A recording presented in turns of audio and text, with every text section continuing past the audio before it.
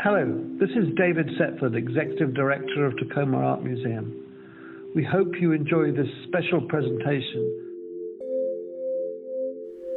Though there were a lot of similarities between the kinds of work being made on projects across the United States, there are also particular regional variations that stand out and that really contribute to that larger national story in more significant ways, and several of those occurred here in the Northwest.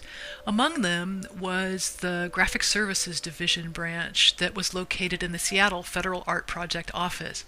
This was a nationwide project to revive a variety of printmaking techniques, both for commercial and artistic purposes. And there were only a few branches throughout the country, one here in Washington State. We're showing you a print here by the artist Fei Chong, who was working on that project among the printmakers.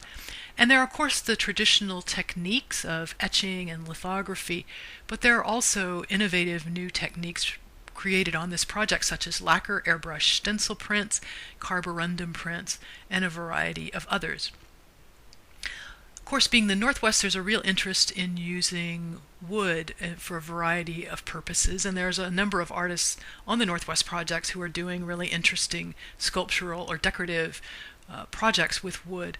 But one of the more spectacular pieces created on the project is this work by the artist Amy Gorham. She became a specialist in a technique called wood marquetry, which is using small pieces of wood of different colors and grain types to make pictures.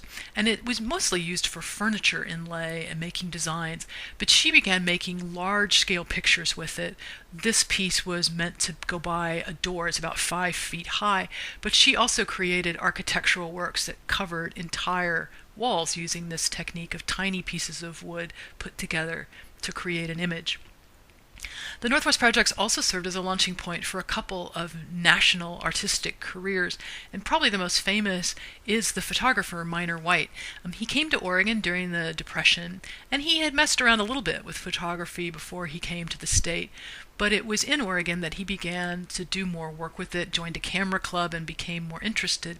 And he was hired by the Oregon Art Project first to do documentary images of what was happening all around him on the projects, and then he was allowed to begin doing his own creative work and was supported fully in that work as he really developed as a photographer.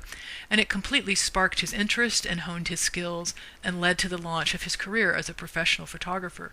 And he eventually became one of the most famous photographers of the 20th century, but the roots of his work are on the Oregon Federal Art Project. And then the most important, largest contribution that the Northwest made to that national story about the arts projects is the spectacular Timberline Lodge on Mount Hood.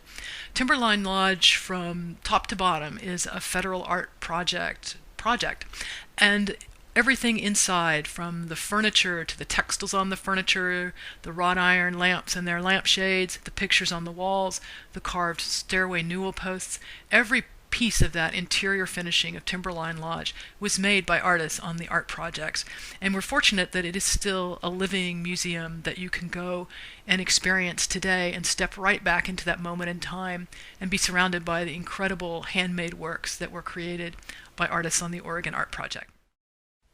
I hope you've enjoyed this virtual tour of Forgotten Stories, Northwest Public Art of the 1930s. And I hope you also get a chance to come see the exhibition in person. If not, take a look around your own neighborhood and community, and you'll find examples of New Deal art all around you. Thanks again for joining us. Thank you for watching this special presentation from Tacoma Art Museum. To learn more about the museum or learn about our membership program, please check our website.